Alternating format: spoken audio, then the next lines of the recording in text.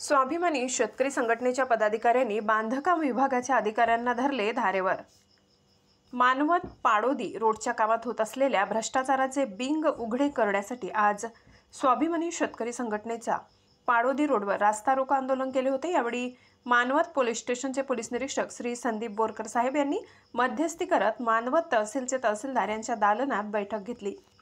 यावेळी स्वाभिमानी शेतकरी संघटनेचे परभणी जिल्हाध्यक्ष किशोर ढगे, गजानन तुरे, नामदेव काळे, गोपाळ काळे, सावळी ग्रामपंचायतचे सरपंच माणिकराव काळे, हत्तलवाडी ग्रामपंचायतीचे सरपंच कृष्णा शिंदे, मानोली ग्रामपंचायतीचे सरपंच लक्ष्मणराव शिंदे, स्वाभिमानी शेतकरी संघटनेचे तालुका अध्यक्ष विठ्ठल चोखट, दत्ता परांडे, महादेव काळे, विठ्ठल काळे, रणजित चव्हाण, किशनराव शिंदे, अशोक कदम, अशोक काळे, उद्धवराव काळे, बाबा शिंदे, माणिक चौकट, बडीराम पतंगे आदींसह मोठ्या संख्येने शेतकरी, सरपंच, नागरिक मोठ्या संख्येने उपस्थित होते।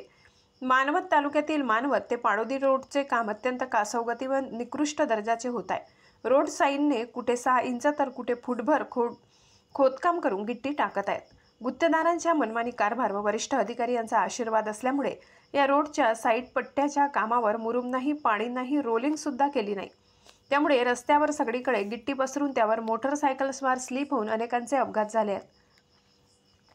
यावर अनेक तक्रारी आल्या तरी ठेकेदार यांना काहीच फरक पडत नव्हता। म्हणून या भागातील काही गावातील शेतकऱ्यांनी स्वाभिमानी शेतकरी संघटनेच्या कार्यकर्त्यांकडे तक्रारी केल्या, तेव्हा स्वाभिमानी शेतकरी संघटनेने रास्ता रोको आंदोलनाची घोषणा करताच कुंभकर्णी प्रशासनाला जाग आली आणि PWDचे इंजिनियर यांनी तोंडी सांगितले की ठेकेदाराकडून व्यवस्थित काम करून घेतो व संघटनेने दिलेल्या सूचना त्यांना सांगून त्या पद्धतीने काम करून घेतो।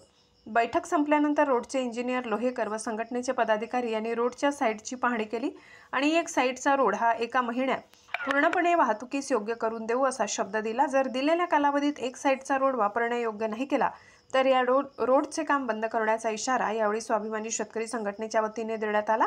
त्याचा आढावा घेतला आहे आमचे प्रतिनिधी अनिल चव्हाण यांनी।